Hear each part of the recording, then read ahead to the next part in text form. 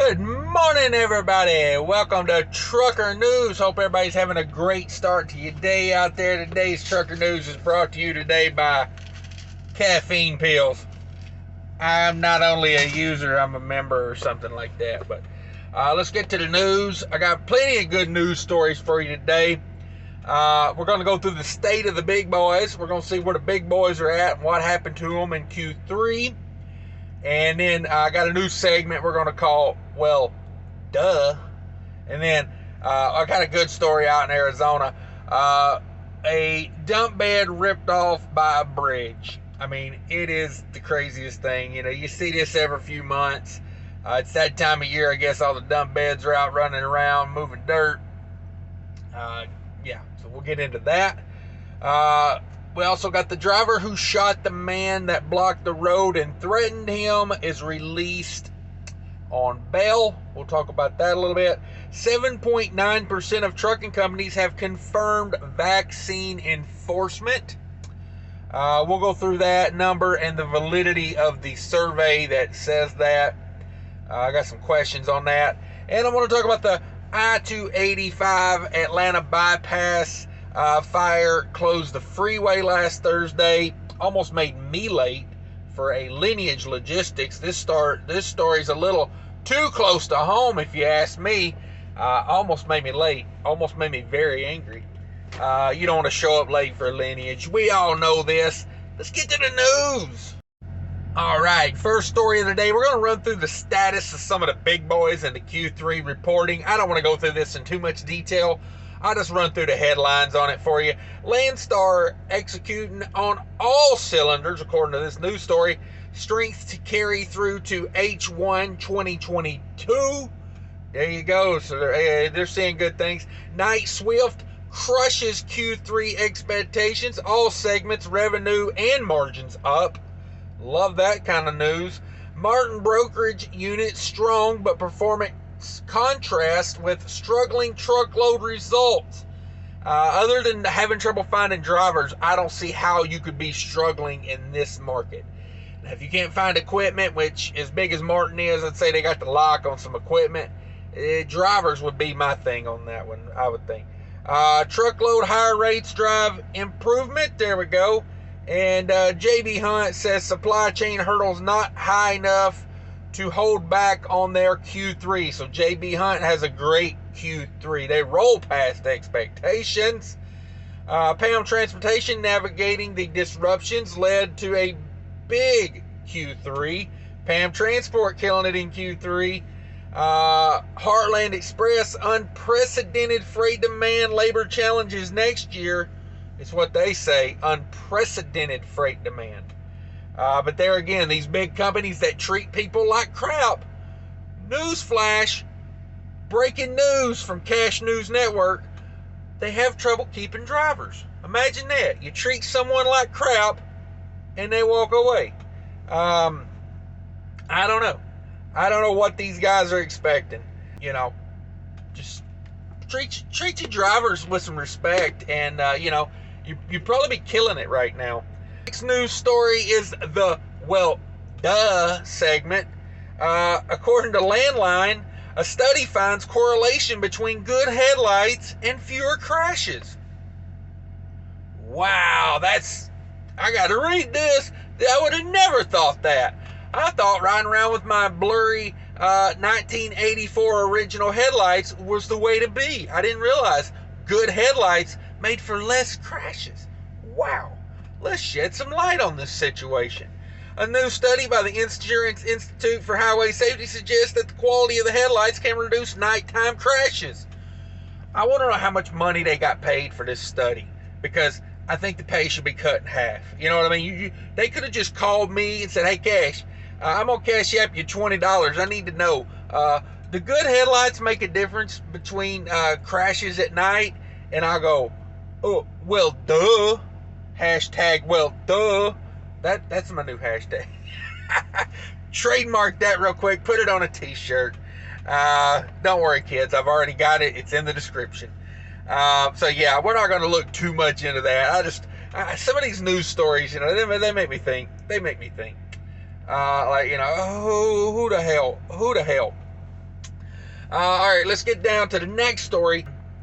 Dump bed ripped off. Now, you know we see this every now and again, but this one is pretty funny because when they went through, they had their dump bed up, and it literally wedged the dump bed from the ground to the bridge, and it just ripped it off, and the truck kept going, and you can't make this stuff up. This incident happened on October 21st in Mesa, Arizona, around 4 p.m. According to the AZ Family News, the semi-truck was traveling along the loop of 202 Red Mountain Freeway with the bed raised when it struck the overpass, tearing the raised bed from the truck.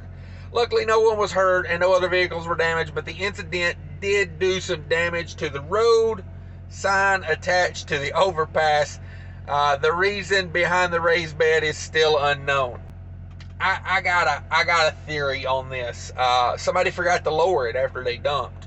Probably got a Facebook alert and was just checking that thing.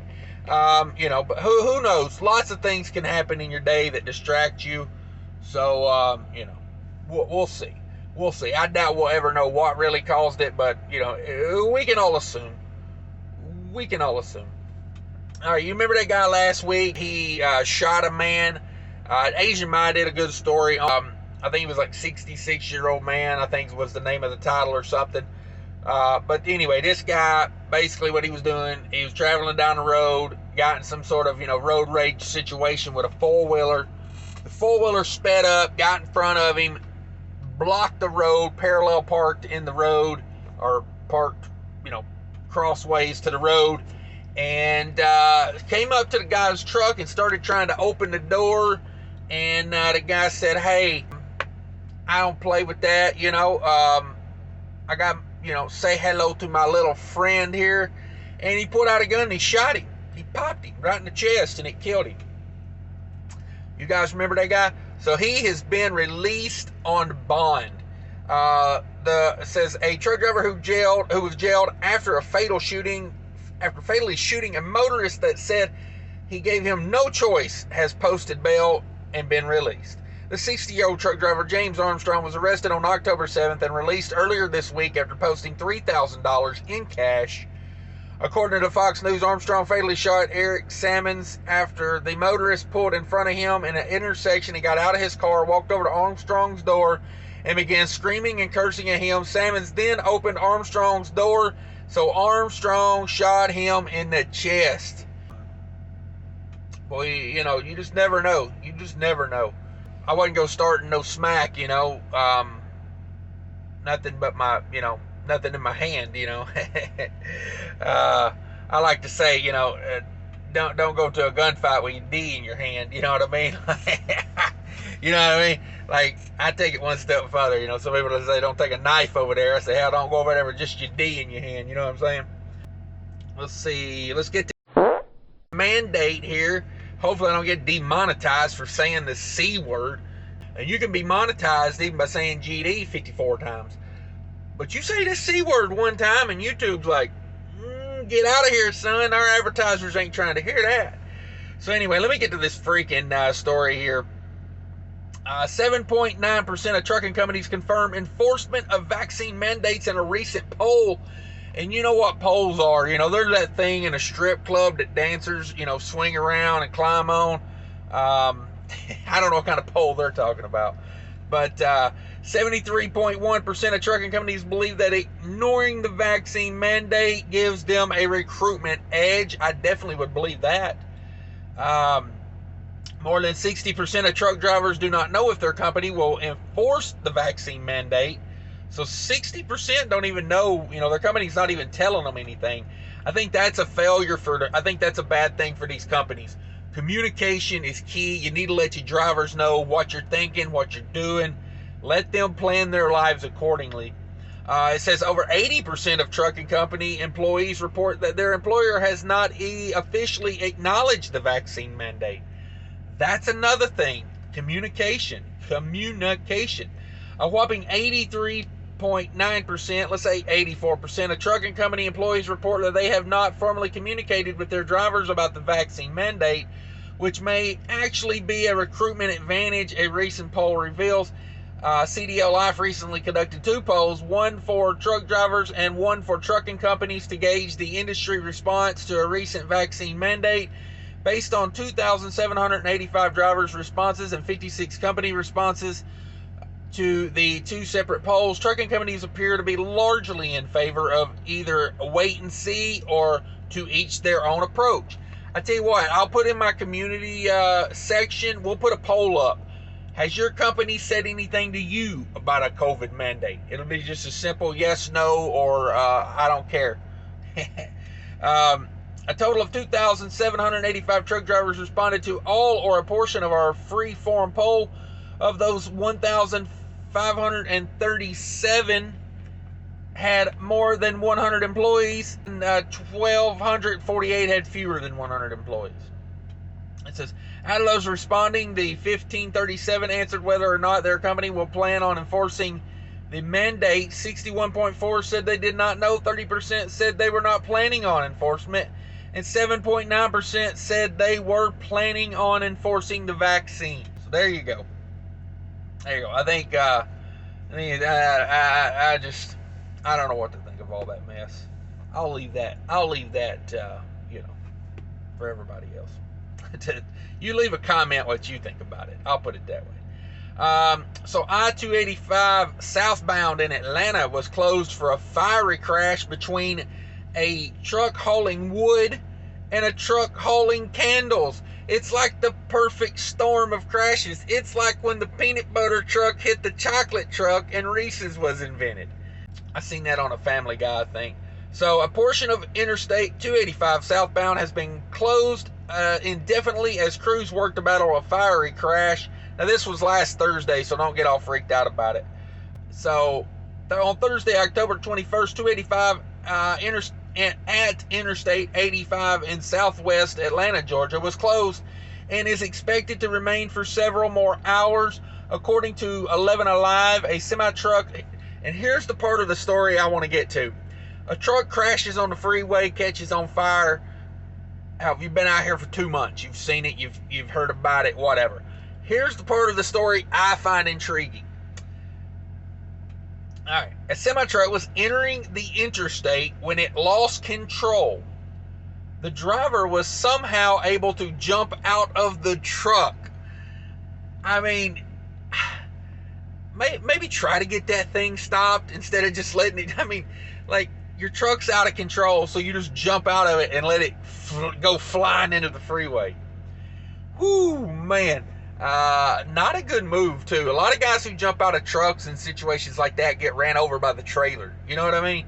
But anyway, this guy said, he said, oh no, I'm out of washer fluid. I'm jumping out, like, I mean, I don't know what was wrong with the truck, but I hope it's more than, his warning for his washer fluid came on, but who knows? He jumped out, but the rig kept rolling and was hit by 2 other trucks, sparking a fire. Of the rigs involved in the wreck, one was hauling candles and another was hauling lumber.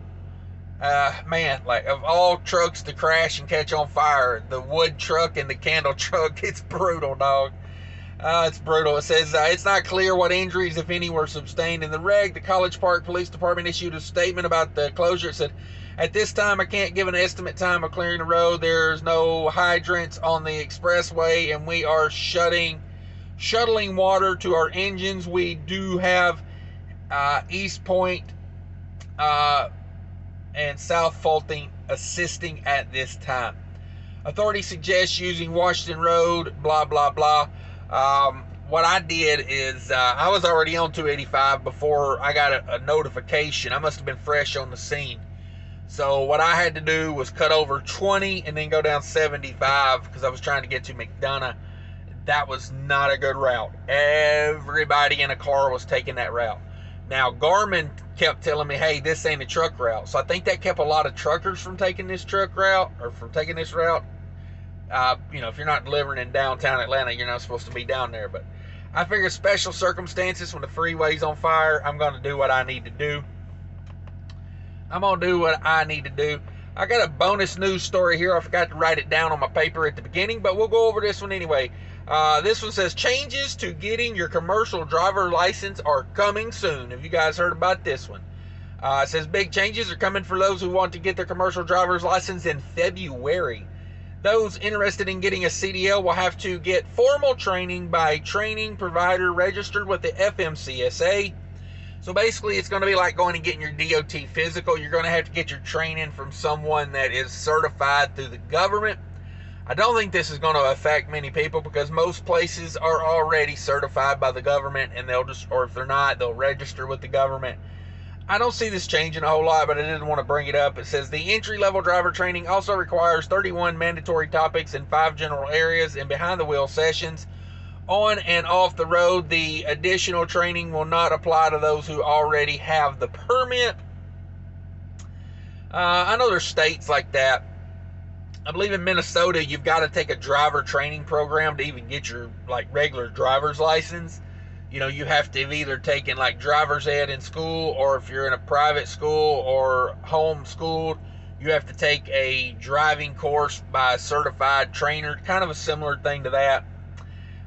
So yeah, they're just adding that in. It's not going to affect a whole lot, because I'm going to say the majority of us out here on the road went to a certified school for a certain amount of hours. You know, it's kind of hard to even get on insurance if you don't have that.